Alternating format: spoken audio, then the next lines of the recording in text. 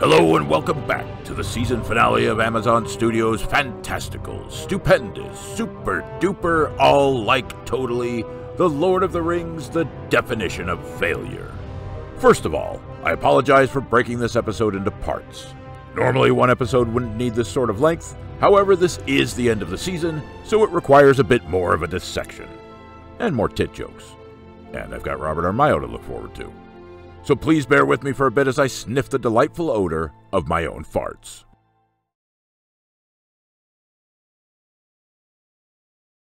So the final episode of a season gives one a chance to pause. That is, to pause the screen on your favorite character while you whack off. Oh yeah, you like that, don't you?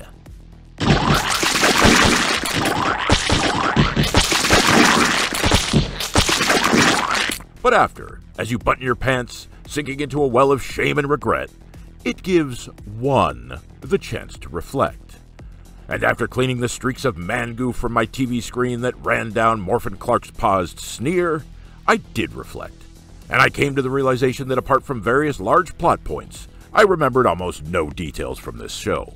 Looking back, I came to realize that this entire season was an overly drawn-out series of irritating characters, unnecessary drama, pointless intrigue, and was guilty of the biggest crime any television series can commit. It was so boring. In preparation for this, I actually sat down to watch the entire first season over again. I felt it was necessary to invest the time on the off chance that I missed some details. And by details, I mean stupid shit I could make fun of. Now this is not a joke. I got 14 minutes into episode 1 and shut it off. I couldn't take it. It wasn't just that it was boring. It was the omnipresent threat of boredom to come. So anyway, I forced myself to watch, and after slipping into a short but restful coma, I finished the entire shitty mess. This season is comprised of 4 running stories. I'm going to do my best to remove the boring and give you season 1 in a nutshell. An elf watching over a town of southerners uncovers a plot by an Uruk leader to invade the south. He helps to defend this town from an army of orcs. And that is story 1. Due to the rising evil, the elves are beginning to fade, but the dwarves have discovered a mystical ore that can save their race. The dwarf king refuses to help. How dare you! So they devise and implement a plan to save themselves. Boom! That's 2. The Harfoots, midget communist hippie squatters, find a man who fell out of the sky. This man is a powerful magic user with amnesia, and Nori Brandyfoot takes it upon herself to help him. 3 witches capture him, believing him to be Sauron, and with the Harfoots' help, he defeats the 3. His memory mostly intact, he travels east with Nori to discover the truth of his existence. 1 to go. Galadriel, of the Noldor, daughter of the Golden House of Finarfin, commander of the northern armies of High King Gil-galad, is forced to go to Club Med. But she don't wanna. So she jumps from the boat, headed there, and eventually winds up on a raft with Halliburton of the Southlands. They're rescued and taken to the island kingdom of Numenor, where she convinces the Queen Regent to send a small army to aid the South. They arrive and are victorious, but the Uruk leader has enacted a plan to cause a dormant volcano's eruption. The explosion covers the sky in ash, creating a safe haven for the orcs. After riding to Eregion, I'm pretty sure, we find that Halliburton has been Sauron all along. Celebrimbor crafts 3 rings from a small supply of the mystical ore that will save their race. In the end, we see Sauron walking down into the spoiled wastelands of Elendil. Now, that wasn't so hard, now was it? There is so much unnecessary padding in this series. In the hands of competent, experienced writers, this would have been a fast-paced, exciting, compelling 5-hour arc. But this series is weighed down by useless characters, pointless dialogue, there's a tempest in me, and manufactured dilemmas that just seem to solve themselves. This is fantasy as soap opera. It's frustrating, incompetently written, ineptly directed, sabotaged by a reviled ideology, horribly paced, and just so unforgivably tedious. Now, I did say the series gets some things right. It ends. No, not that it ends. It gets some things right, and I stand by this. So for the sake of brevity, let's let 2 examples stand for all. The Palantir and the End of the Witches. These are both well-shot scenes, powerful music, detailed effects. Alright, put down your torches and pitchforks and just bear with me for a second. The Palantir. This is a nice shot. Framing the Palantir in the foreground tells us immediately that this moment is about the ball. It's the power in this scene. The effect of the seeing is great, beautifully constructed. The Witches. The score is triumphant. The effects are the best that television can buy. The Witches Vanquished by the Light is a revelation to us about the power of the forces we're dealing with. The issue with these scenes is that they only work in a vacuum of ignorance. Because if you've seen Peter Jackson's trilogy, then this is really nothing new.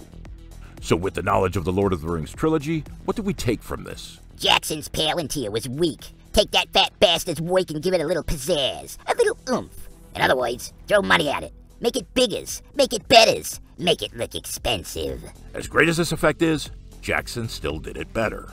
This is a pretty cool way of taking us into the ball. But this scene worked because it was subdued. It looks ominous and dark. It doesn't need a gaudy display of CG to make it pop. Second, can I say one word? Weathertop.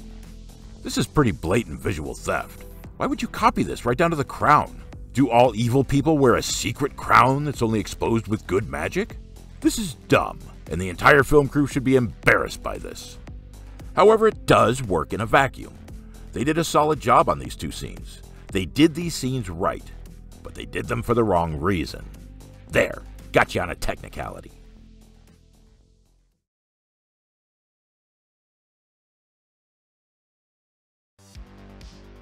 Okay, I'm getting bored. So let's scoot on over and take a gander at Titsy McGee and a closer look at this big, floppy, engorged, drooping mess of a scene. First, when this scene started, I found myself happy at the sight of old Poopy Mouth. I've done a 180 on this shit-eating freak. This actor is still a weird-looking, ugly motherfucker, but he has a commanding voice and presence. And obviously I was overjoyed at the return of Titsy McGee. The character is a pointless waste of time, but the actress is lovely. It's her personalities that strike me. She's so ebullient and full and round. Hey, how did my dick get in my hand? Hang on. Okay, so some moron, female, decided that Titsy needed a new story arc. And where I would give her a fun story arc involving a cheerleader uniform, a gallon of Vaseline, and a shotgun, don't ask. These writers have chosen to force her into a situation that promises more romance, intrigue, and boredom in Season 2. So let's see the hoops that the writers have to jump through to get Ms. McGee to that swollen blue ball. Okay, I don't want to drag this out. Let's very quickly go through this scene. It will be our duty to forge for him a tomb, granting him the immortality in stone that no man, not even a king, can attain in life. Jesus, I think Poopy Mouth just creamed his moo-moo. Draftsmen from across Numenor have been summoned to capture his visage, so they can propose a design. Of all the apprentices, you have been chosen to propose one as well. And this is fine. Fresh eyes see clear, I suppose. But honestly, this job ain't going to some first-year student. Based on the architecture and the statues and carvings all over this island, this is a cultured people. I think there'd be a surplus of master artists ready to kill each other over the once-in-a-lifetime chance to design a king's tomb. In the coming days, each of you will be granted 1 hour with the king. Oh, that's convenient. Oh, what a stroke of luck. But this scene begs the question, why is she left alone with the king? Now, this society seemed to be split on the idea of going to war. But on one thing, it looks like they all agree. The queen's either blind or an elf lover, just like her father. Elf lover! Elf lover! Elf lover! Elf lover! So on an island of elf haters, would they really leave some young and impressionable college student alone with a king who was deposed for his elf-loving ways? They just trust that this kid isn't a secret member of the Numenorian chapter of Antifelf?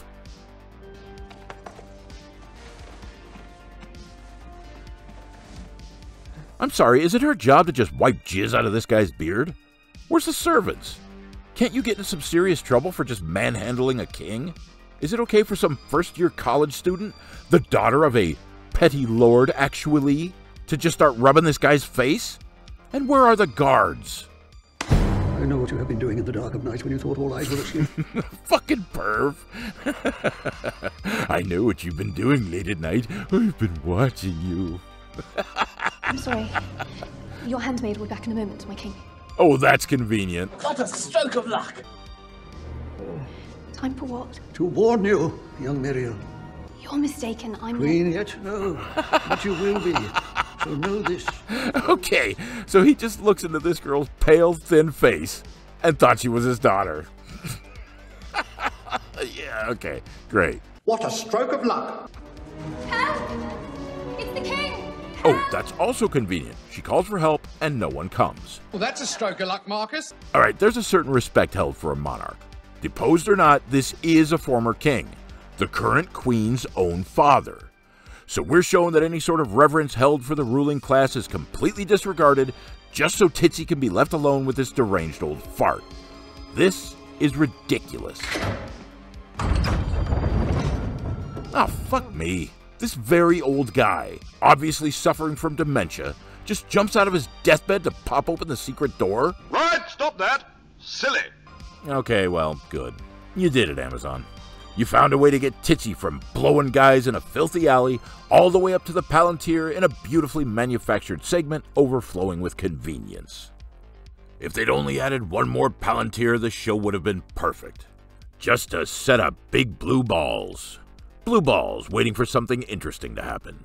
Blue balls waiting for some technically competent action. Blue balls waiting for the story to take logical and coherent turns. Blue balls hoping that this episode is better than the last one. Blue balls hoping that they'll grow beyond a high school writing level and actually script a gripping, compelling story. My God, this show makes me mentally, physically, and emotionally tired. This story just gets dumber and dumber. I really was trying to make that short. I sped up the footage and did some cutting here and there, but it made little difference. I still got caught up in it. Jesus, that scene drove me crazy. Just convenience stacked on top of convenience. And this is the issue with modern entertainment.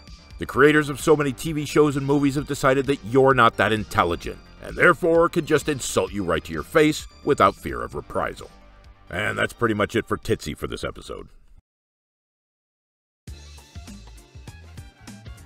Okay, now, before I continue, there's been some questions as to the veracity of my assertion that this show is being written by a group of women.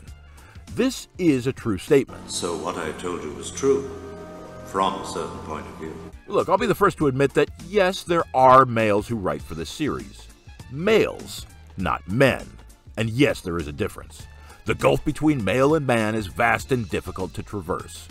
These male writers are beta, and beta males are essentially women. I know this because men don't write fantasy sword and sorcery stories that are devoid of masculinity. Stories where they introduce a strong male character, then make him stupid. Or turn him into a punchline. Or a weak-willed right hand to his more assertive obsession. This is writing specifically designed to prop up women at a man's expense. Strength. Determination. Courage in the face of defeat. And as far as being a show written for women, I'm correct there as well. From a certain point of view. Shut up. If we were to generalize, I think it'd be fair to say that the majority of fantasy sword and sorcery fans are men. There's something inside of us that longs for that other place and time, that hungers for parables, that needs our complicated reality boiled down to a battle between good and evil. Now, that's not to say women are excluded. There are a ton of women out there who love fantasy, and I'm talking volume, not mass. Skinny girls love fantasy too, but I want to ask you women out there a question, and I'd like it if you answered honestly. Are you a fan of fantasy fiction? Or is your boyfriend a fan? Yeah, you know what I'm talking about, all of you female football fans. But that's beside the point. The point is that there are quite a lot of women who actually are fans. These women long for the same things as men. They feel the same pull as men. They're called lesbians and I love you all, but by the very simple nature of the storytelling here, this series has been written in an attempt to lure in a female audience. Now, I never said that women would like it. I simply said it was written for women. This writing is pandering and overly simplistic, and I thank God that all you beautiful lesbians are intelligent enough not to be suckered into such a poorly scripted mess. Look, I've said it before and I'll say it again. Injecting your progressive ideology into any form of media is a lot like injecting heroin. It's dangerous, and it's stupid, and it only winds up hurting everybody in the long run. But I'd like to volunteer to help. If, by some chance, you know a woman who really loves this show, please, for the love of God, send me their phone numbers. Because if they're stupid enough to like this show, well, I can only imagine it'd be pretty easy to convince them to sleep with me. God bless the dumb ones. And so I hope this clarifies my previous statements and clears up any confusion. I happen to love and respect women, and I am, in no way, shape, or form, a proponent of sexism or misogyny. As a matter of fact, I don't like having my shoulders rubbed at all. And now that we've cleared that up, let's go see what that stupid blind bitch is up to.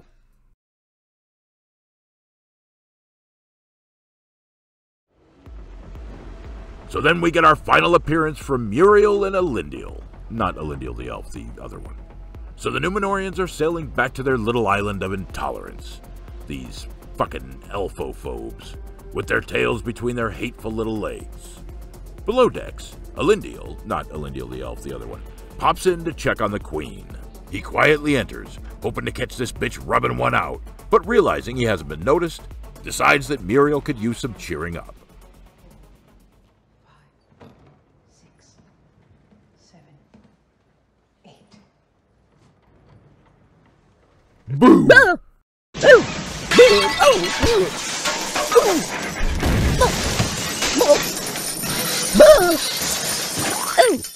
I suppose Elendil here is a Hurling Emperor. No, he quietly enters just to see what Milady is up to. But upon entering, he sees that she's deep in thought, extremely focused on practicing for, being blind for the rest of her life. And so Elendil decides to go for the friendly approach. Not Elendil the elf, this Elendil. It's 9. Stairs to main post. Ooh, Muriel is newly blind, and she's the queen. Are you sure that this is your smartest course of action? Look, trying to make a woman feel stupid can come with its own unique and terrifying rewards.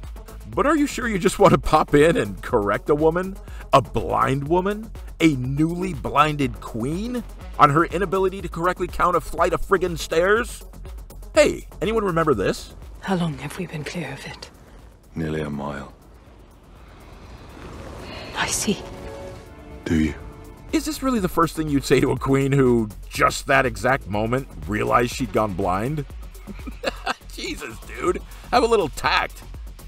Elendil, I don't need a Palantir to see pain in your future. Seriously, he might as well have just licked his finger and swiped it through the air. Oh yeah, that's one for Elendil.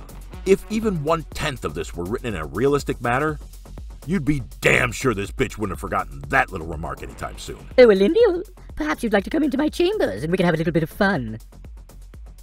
Oh, that's right, you can't, because I had your cock and balls chopped off with a rusty kitchen knife. This dude's got a death wish. I mean, she went against the wishes of half her people, sailed off to go to war with a bunch of orcs. She got her ass handed to her by a goddamn inanimate object and lost her sight. I'd be tiptoeing on eggshells if I were this dumbass, and if this was written with any form of skill. I mean, this bitch failed so completely and thoroughly, when she gets back to her throne, she's gonna be the butt of the joke for the rest of her life. Are they talking about me? No, milady, of course not. Yes, that's her. Oh my. Indeed, the only queen to ever lose a war to a rock. What a fucking loser. You're doing well. Patronize me like that again, Captain. I'll have your ship. Come then. I have you. Oh, wait a second. Is he sticking this bitch? Making love to this blind bitch? I'm sorry, that was insensitive. Let me rephrase that. Is he sticking this blind bitch? Oh, wait, was that what this scene was about? Are they, like, playing the poopy time fun game behind closed doors and Genius here got a bit too familiar in front of this filthy, lazy, smelly elf? Is that what this look is? Because this is the look of a guy who just realized that he's taken the big strap on tonight. Every inch. I could have left her there. Could have refused to follow her to Middle-earth. What a bore fest. Oh, hey, you all remember this? Keep walking, both of you. Guide my horse. No one need notice. Elendil. Elendil, please. Keep walking. It's like he's decided to make her beg, and now that she's blind, suddenly he's refusing to speak. That is some cold shit, man. Or how about this one? Captain, we sail with the tide. Captain. Sorry, McQueen. I was just realizing that our games of hide and seek are going to be a lot easier for me to win from now on. Did anyone else ask this question? Captain. Okay, first he learns about his son's death. Where is he? Where is my son? Then we cut to leading the queen away. The question is, dude, aren't you going to go look for yourself? You're just gonna leave your son's rotting corpse back in the burnt-out remains of Filthtown? Wow, give this idiot the Father of the Year award. Okay, so watch the care Elendil extends to his queen. Not the elf, this guy.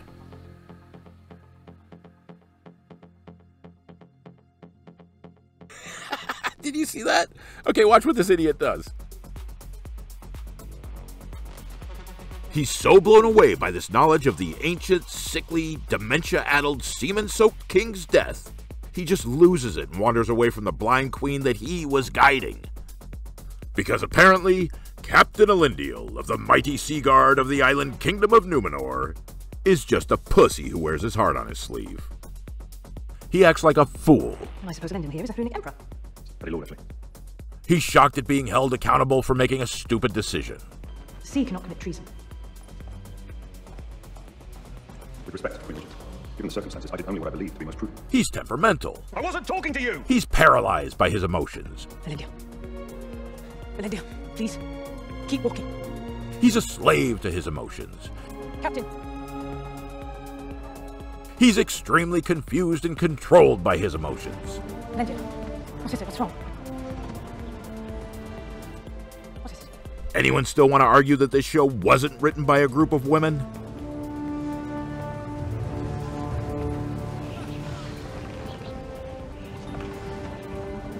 Elendil. Dude. What is it? What's wrong? You could answer? What is it? Dude. What do you see? Captain. Elendil. Answer Captain, her. What do you see? What is it? Elendil. Elendil. What do you see? Captain. Say Captain. something. What is it? What's wrong? What do you see? Captain. Captain. Captain. Captain. Captain. Captain. Captain. Captain. Captain. Captain. Captain. Captain. Captain. Captain. Ah, shut up, you dumb blind bitch! Oh, I'm sorry.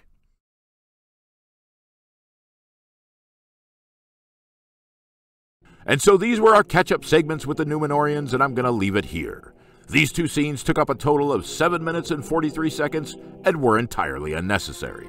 Titsy McGee's plotline was a complete and utter waste of time, and was simply inserted by writers who want to make damn sure that we don't forget about the totes awesome female character that they invented. Much like Elendil's scene on the boat, not the elf, the other Elendil. These were nothing more than filler that had absolutely no right to be in this episode. And what lessons do we take here? Which characters are we supposed to like? The weak pair of tits? The weak blind queen? Or the weak captain? These three characters are a travesty of writing, with little complexity and few likable attributes. Elendil, not... Look, you know which one I'm talking about, so I don't have to keep saying it. Not the elf. Elendil is our strong military man who's easily shocked and has a very difficult time processing his emotions. He's confused and falls apart at a moment's notice. Muriel is the strong queen who's easily shocked and falls apart at a moment's notice. Titsy McGee is the sheltered and naive girl who suffers from a congenital form of confusion and who appears to be too stupid to understand how to fall apart at a moment's notice. I picked Titsy. Yeah, me too. Despite the future importance of these two scenes, there was absolutely no reason to shoehorn them in, wasting 7 minutes and 43 seconds of a season finale, an episode wherein every second counts, and some important lore-expanding scenes were either cut or just never written in order for us to witness Titsy bubbling into a mysterious force and Elendil the Numenorian walking around with his mouth hanging open. Alright, we're done. And that was part 2 of episode 8 of The Lord of the Rings, The Definition of Failure. If you're still here, I'd like to thank you for watching, and I hope you tune into part 3.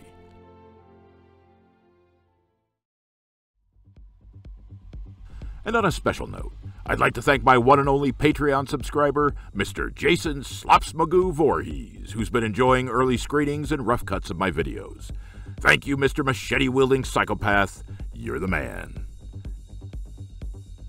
Boo. And if any of you would like to support my work, join my Patreon page and you too can share in the wet and sloppy goodness of my human brain. Thanks for watching.